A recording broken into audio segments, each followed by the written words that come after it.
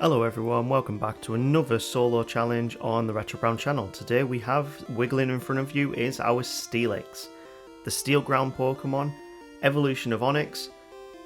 Very slow, let's see how we do with this one. So as you can see, Steelix is a big step up from Onix, especially with its stats. We have a base stat total of 510, we've got a great steel typing to work with, we've got 200 in our defense and 30 in speed. So it's as quick as Slowking, which means we're probably going to have some problems, but of course, this will all depend on what sort of moveset we get while leveling up.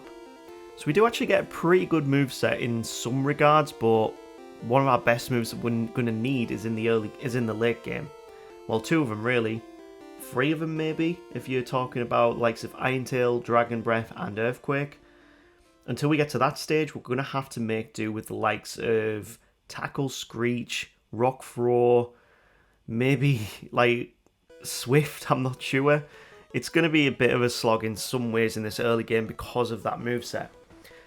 And of course we're going to give the rival a Cyndaquil, which means that we've got a type disadvantage. Because we don't want to make this too easy for ourselves, of course. So we're going to see what we do against Faulkner. We do have a type advantage, but we don't have any moves that are very good.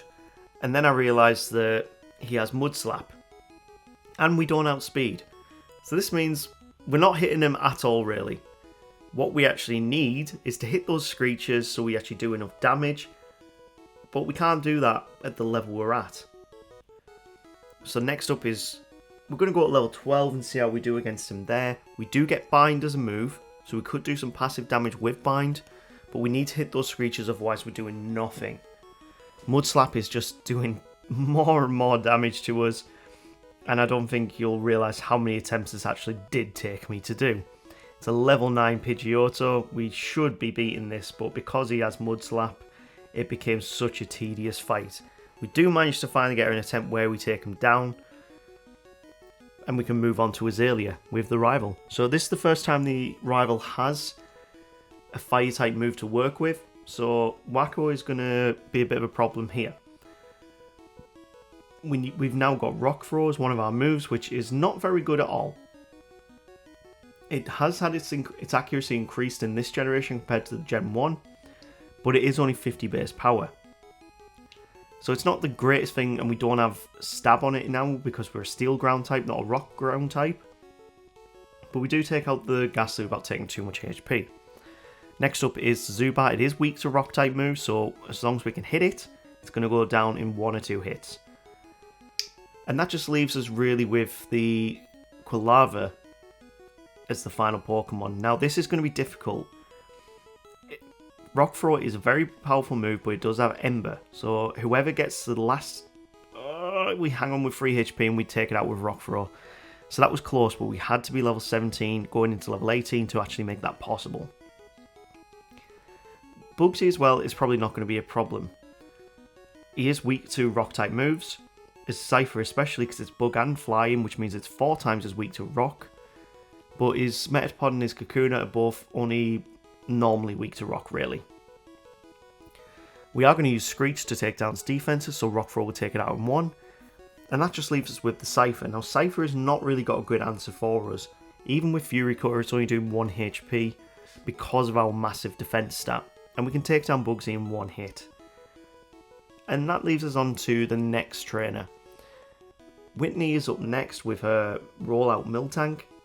And I'm not really too sure if she's going to be easy or not. I mean, her moves really won't do that much damage to us, but if she can build up those... If she can build up a rollout, she might have a chance of doing some good damage. Of course, we've kept Screech to this point in the game because it drops their defenses by 2 stages, which is perfect in the early game. Stomp is not doing much damage at all, but gives us a chance to use Screech. So we managed to get 2 Screeches set up. That means her defense is lowered by 4 points. A third one lowers it by 6. And 1 headbutt still isn't enough to take her out. That Miltank is bulky. But then again, our attack is not our greatest stat. but we beat it first time and we can move on to Morty. Now Morty is going to be a very interesting one, but the reason why it's not going to be as bad as you think is because we can actually pick up the TM for Dig in the national park. And because it's a very powerful move, it's 80 base power, 100% accuracy I'm talking about there. We aren't going to outspeed. Ghost type Pokemon are very quick. So we are going to get hit by Curse. What I'm hoping for though, is that we can tank enough hits to actually get enough digs in, because we're not going to win with any other move apart from Dig. But Dig is powerful, it's super effective, and I don't think we'll be able to take out... we get put to sleep. Of course we get put to sleep. Status effects in Gen 2. I actually might just create a series. I might just create a video venting my frustration on status effects in Gen 2, because in solo runs it makes it so difficult. So on that first Ghastly, to make sure we went into the Gengar with a lot of HP, I actually used Rock Throw to get past it. Dig was a one-shot on the Gengar, and we got 2 Pokemon to contend with 70 HP. Now we got half HP, we've got 1 Pokemon left, we can tank 1 more Curse damage. Oh, we're on 3 HP, really? Come on, that was close. So we managed to beat Morty at a much lower level than I thought we would. I thought we'd have to get up into maybe the mid-30s just to be able to have a chance with the speed, but you know what? We actually did alright. Next up though is Chuck, and again, we're at a type disadvantage here. So Steel types are weak to fighting type moves. What we don't want is to be hit by Dynamic Punch. What we want is to get a Screech off, and then we can use Headbutt to do big damage. It's enough to take out the Primeape in 1. Whether it will on the Poliwrath though is a different matter, because Poliwrath also likes to use Surf, which we are weak to because of the ground typing. So what we need to do is get those Screeches in, hopefully not take a hit by Dynamic Punch. We managed to power through it. It's going to take 2 Headbutts, he goes for Surf, and we lose. There was a lot of turns in that Poliwrath fight. If we can get better RNG, that should not be that much of a problem to do. So, we're going to go for Screech like last time, lower its defenses. Karate Chop does decent damage, but Headbutt takes out in 1. Next up is Poliwrath. We need to get a Screech in. We don't want to be put to sleep. We do get put to sleep. Of course we get put to sleep. He tries to put us to sleep again, but 2 Headbutts take him down. And that's Chuck beaten second time. Next up though, I was debating which gym lead to go for next. We could go to Jasmine or we could go to Price, and considering Jasmine's on the way, I decided, no, we've got Dig. Dig is a good move to use against our Steel types. So we'll see how we do here, and if we don't do well, we'll move on. But really surprisingly, we outspeed the Magnemites. And that brings us on to the Steelix a lot earlier than I thought we would. So Dig is going to do about half damage with a crit. Not the greatest thing, but now we've gotten rid of that Hyper Potion. It's going to take quite a few digs to take him out. Maybe about 4 or so. We could use Rock Throw, but at the same time, I just want to keep using Dig. Because if we can make him miss a lot of Iron Tails, it also means that he's running out of PP. So we're level 35 now, going into the final Magnemite. 1 dig is going to be more than enough to take him out. And I'm very surprised that we are doing so well on this run right now. It may just be the Johto gym leaders, but Steelix is doing really well. We do have a type disadvantage against Price here, but he doesn't really spam his ice type moves very much. He does have water type moves with his Seal. So we actually have taught ourselves Iron Tail. It's super effective against ice. At least I think it is, or at least it's not very effective against water type moves. So we're actually going to switch up to a different strategy. We have learned Sandstorm, and that means we can do some passive damage every turn, which is perfect, because we don't honestly, as a Steelix, deal out the most damage. But with Sandstorm, we can just chip away at the HP. We can use the moves that we need to. And of course, if he uses Rest, we can just keep chipping away at the HP. Hopefully we can get defense drops with Iron Tail because it does have a chance to drop the defenses. And Headbutt finally takes down the Dugong. That leaves us with just the Piloswine, but it's an Ice and an Ice type, which means it's also weak to ground type moves. Well, neutrally weak, I would say. Blizzard does big damage, Iron Tail does even more with a super effective hit, and we've managed to finish Bryce on the first time. That leads us on to the Rocket side quest. Of course, I hate talking about it, I hate doing this section of the game, but it is an integral part of the story. Because we also have one big fight, which is against a rival on the Underground. So he starts off with a Golbat in this fight. We don't really have a great answer for it, so we're just going to go for a return. Now we've came back to Goldenrod, we actually picked up the TM for it. We get confused but power through it. And we're level 43 going into the Quilava. Quilava is... it goes to Smokescreen, best possible scenario there because it didn't even hit.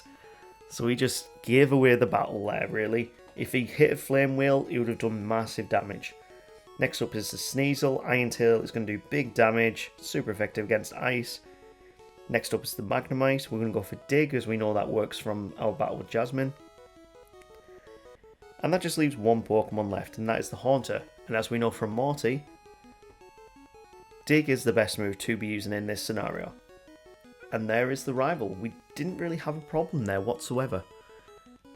And that leads us on to the Rocket Executive at the top of the radio tower. Now, reason why I want to show this fight is because he has a Houndour and a Houndoom. Both of them are Fire-type Pokemon, both of them have got Fire-type attacks. If we don't outspeed, we don't really have a good chance. And we don't outspeed. So, what we need to happen is this Houndoom not to hit us.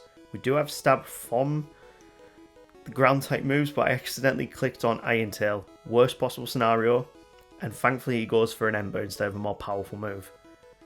That leads us on to the Coffin. And Dig is going to be more than enough to take him out. So there we go, that is the Rocket side quest completed, and we can move on to Claire. Claire is going to be an interesting choice, really. We don't really have a great answer for her Dragon types. And she's got a Kingdra at the end, which has Surf. So we need to be dealing out some big damage. Hopefully Return is going to be what we need. It's not a one-shot. This is not looking good. 3 Pokemon left and we were at half HP. Next up is Kingdra, and Surf does big damage. So yeah, I didn't actually have an answer for this. What we had to do was go away, come back at level 55, and I remember that we actually learned Sunny Day. So when it comes to Surf, which most of the Dragonairs do have, it means that we can quell the damage that those Surfs can do. We need to make sure Sunny Day keeps up, but also we keep our HP up as well, which is not an easy thing to do really against Claire. We managed to take down the Kingdra, and we've still got 2 Pokemon left when we've only got 38 HP. But weirdly, all she does now is go for Dragon Breath. And that means that Iron Tail is more than enough to get through both these Pokemon. She does go for Ice Beam there, but it's not enough to take us out. And Iron Tail one-shots. So yeah, from going into a battle thinking we had the absolute worst chances there, and getting down to half her Pokemon and still having 2 left with very little HP, we still managed to tank it through.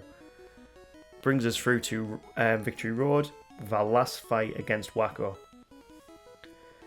So Iron Tail is going to be the best play against the Sneasel. And we move on to the Golbat. Golbat, I don't really have a great answer for. So we're going to go for a Return, as long as we don't hit ourselves in Confusion. Once we're out of Confusion, it's going to be a one-shot. And that moves us on to Kadabra again, very defensively weak Pokemon. We're going to go for Earthquake, which you can get in Victory Road. This is the move that I was waiting for pretty much the entire run. Earthquake is a fantastic move, one of my favourite ground types. And we can pretty much... It makes a lot of these fights a lot easier. We can now one-shot a lot of Pokemon. We don't have to waste a turn with Dig. And we can even get past the Haunter without being cursed. Magnuson doesn't have Levitate ability in this generation. Abilities were introduced in Gen 3. And because of that, we can move through and actually start the Elite Four now. We are level 58 going into this, so we are a higher level than I wanted to be. I want to be more around that level 50 mark. But this is how we have to go. So, first up we have Will in the Elite Four. It starts off with Xatu. Psychic type moves I don't think are super effective, or even, I think they're resisted by Steel. So that means he's not really going to be using those types of attacks. He is going to be using likes of Reflex, so he can actually get his defenses up. We are a physical attacker, so that makes sense. Iron Tail is not going to do much against Slowbro. I should have really gone for Earthquake. But he's just going to keep going for Curse. Psychic doesn't do very much damage at all. And our special defense goes down a little bit. We've got two Pokemon left. We've got the Xatu, who Confuse Rays us. Of course he Confuse Rays us. And I misclicked on Sunny Day. I did a lot of misclicking on this entire run. I've got to be completely honest. Max Potions is Xatu. Return nearly takes him out. What's really annoying about Steelix is we can learn Sunny Day, but we can't learn a fire type move to complement that. It's really quite annoying. I think in later generations Steelix does get Fire Blast, but in this generation he doesn't, so the Sunny Day is pretty much just there to make sure that water type moves don't do very much damage against us. Coming against Koga, Earthquake is going to do very big damage against a lot of his poison type Pokemon. It's going to do well against the Fortress as well because it's Steel type and Steel is weak to ground. But because he's a bug type, it doesn't do super effective damage, just neutral damage. Next up, of course, is going to be the Venomoth. And it's technically it's a poison bug type, so Earthquake does hit it. Even though Venomoth spends all its time flying, Earthquake is still super effective against it. And I forget that in this battle and went for Iron Tail. It still managed to take it out in one, but it's actually not the play I should have been making. Iron Tail is definitely the play for the Crobat. Either Iron Tail or Return, either one will do. And he's not doing much damage against us as well because of our massive defense stat. And we can move on to the final Pokemon, which is Muck. Muck is quite defensively bulky, but not really against an Earthquake. It's going to be a one-shot, we get the critical. And there's Koga beaten first time. Now, we actually have a challenge on our hands here. We are weak to fighting type moves. We saw that in the Chuck battles, but now we're against five Pokemon.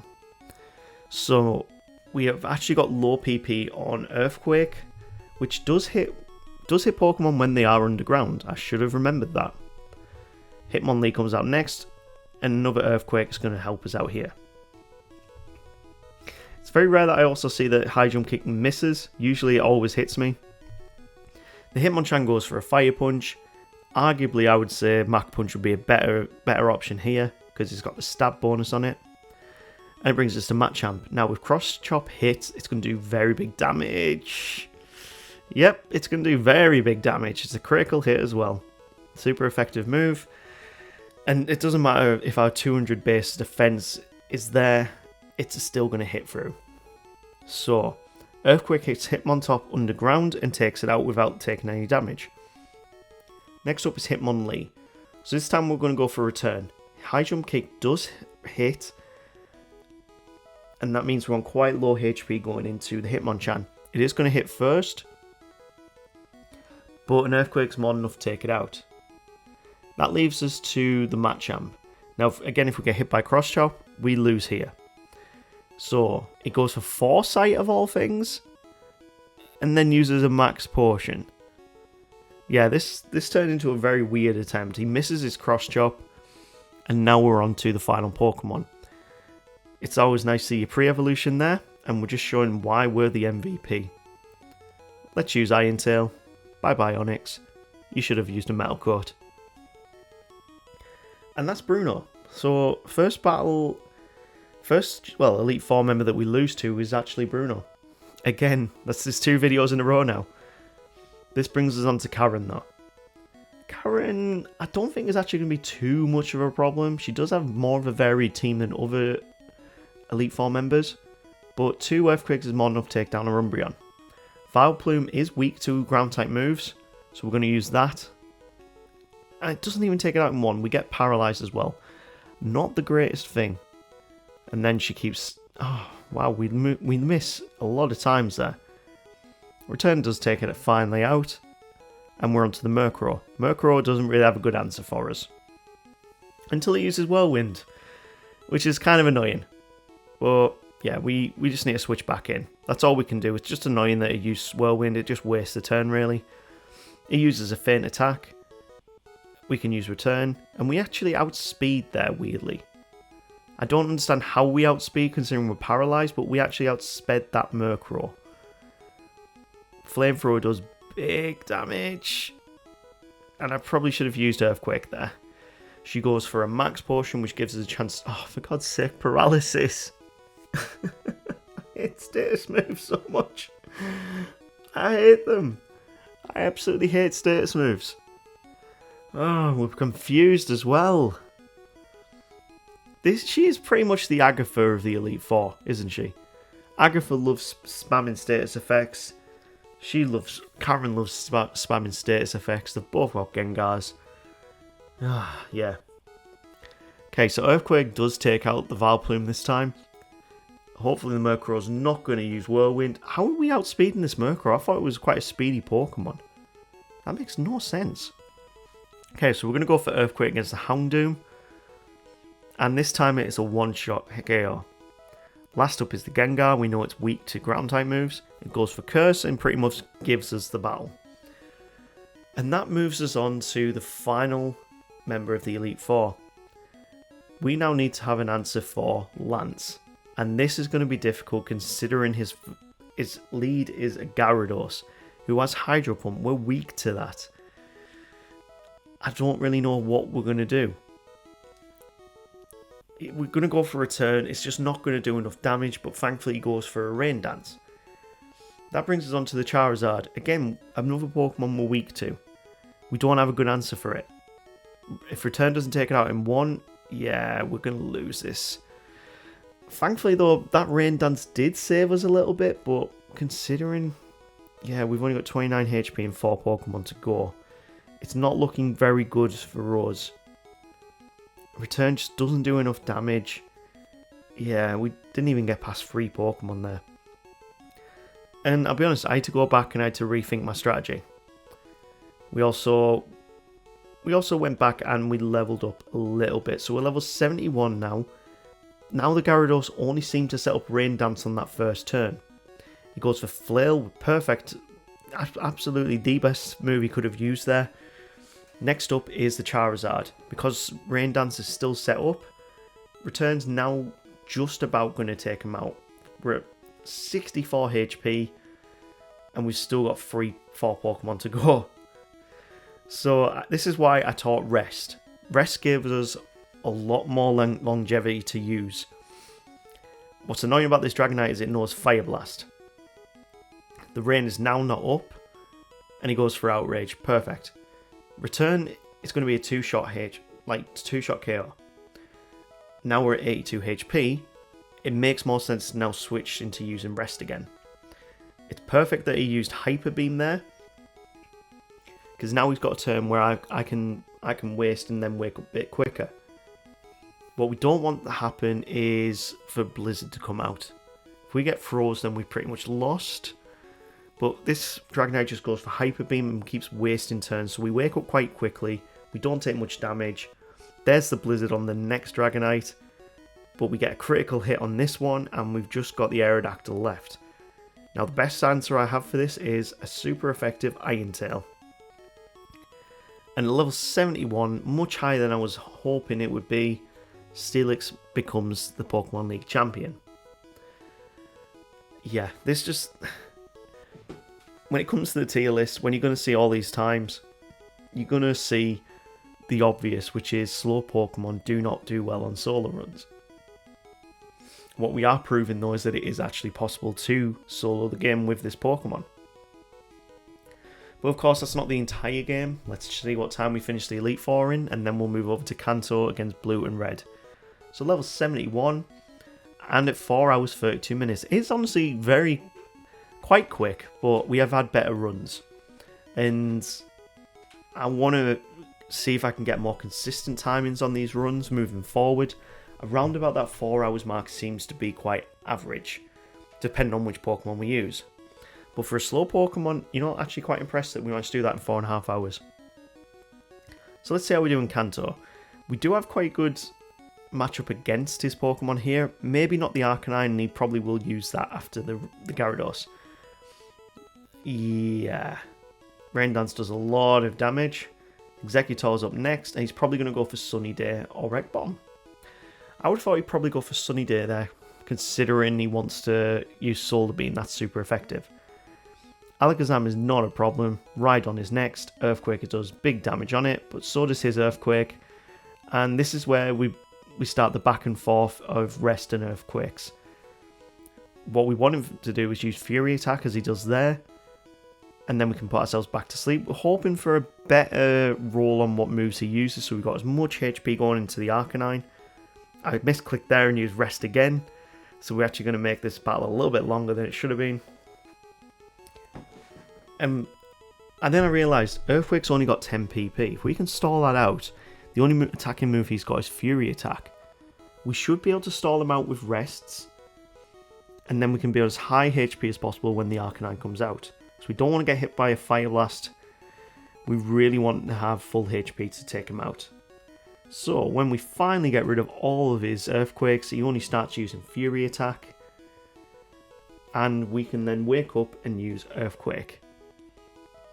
Alright, until either or works on him. Last up is Arcanine. He uses Flamethrower, and that's why I wanted as much HP as possible, because we needed to tank that Flamethrower. But we managed to beat him first time, and we can move on to Red. Now, Red is going to be very difficult. He is always very difficult when you're slow. So, how do we get past Red? So we have Taunt Curse. Considering we have bad speed already, it makes sense to put Curse on there and try and set up. His Pikachu doesn't really have an answer for us whatsoever, so he's just going to keep using quick attacks. Thunder and Thunderbolt won't actually do any hits through us. We're resistant to that. We can set up all of our curses. He can use Charm as much as he wants, it doesn't really matter to me. And once we've got them all set up, we can start sweeping with Return. It's going to take a few more curses, and there we go, we can start sweeping through with Return. So that's the Pikachu down. Usually next he sends out Espeon, and because he doesn't really have a good answer with Psychic, it's going to be a one-shot. Espeon goes down with one hit, and more likely he's probably going to send out Venusaur. He does, which means he's probably going to go for Sunny Day. We're going to go for Earthquake, and that's annoying because it usually means that Charizard is out next. Now, Charizard is probably the biggest threat on his team. One Flamethrower Sunny Day is going to, it's going to one-shot us. Our special defense is one of our worst stats, so to be fair, I'm not surprised that happened. What I was surprised at was what level we actually had to beat Red. Yep. I'm very annoyed that it came to this, but I tried this so many times. I tried so many different move combinations, but nothing worked. We got walled by that Charizard every single time. It didn't matter if we got to the Charizard and Sunny Day wasn't up. One Flamethrower was always enough to take us out. And that meant, after hundreds of attempts trying to beat Red as a Steelix, even getting to level 100 with it, I had to give in and use Double Team. Which I hate doing. I say this so many times where this actually happens, but if I have to use Double Team, it really, really does not sit well with me. It means that Steelix will actually go to those lower tiers on the rankings, which is really annoying considering how quickly it did that initial pre-game. But that is what we had to do to get past him. In Flamethrower hits here, and this was the only time where Flamethrower did not take me out in one as well. Even with all those double teams set up, he still managed to break through and hit me with a Flamethrower. Blastoise, he misses with his Surf, and one return is more than enough to take him out. And I was so tired after this run. It really annoyed me that I had to get to this point with a Steelix, and the only way I could get through was to use Double Team. I hate it when I have to. but there was literally nothing else that I could think of to work. And yeah, what more is there to say? It's just how it goes sometimes. I can't believe how many Pokemon so far I've had to be level 100 to beat Red at, but he is one of the hardest fights in all of Pokemon, really. So with that being said, Steelix does manage to complete the game, but of course it's with Double Team, not happy about it. So let's see what time. We finished at 6 hours 57 minutes, that seems about right really. Being at level 100, having to use Double Team, yeah, was not happy with how this ended at all. Well, hopefully on next week's video, we're going to get a much better choice to be using. Let's have a look at what moves we finished on. We finished level 100, we've returned Double Team, Curse and Rest. We had 461 defense, that is insane. That is an insane amount of defense. So yeah, this is how we completed the game with a Steelix. I want to see what we get next week's wheel.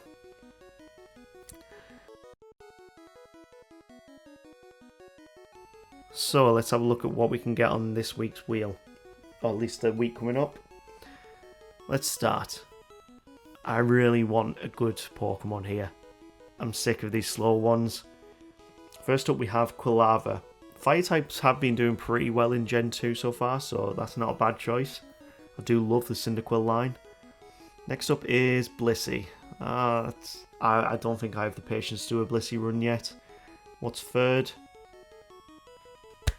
Guys, we've got Lugia. Yes, we're going with Lugia. This is going to be good. I've been needing this. If you've got to this point in the video, thank you for watching. Please, do that YouTube stuff. Like, subscribe, share, all of that stuff, you legends. And we will see you on the next video with Lugia. It's going to be good. Take care now, guys. See you soon.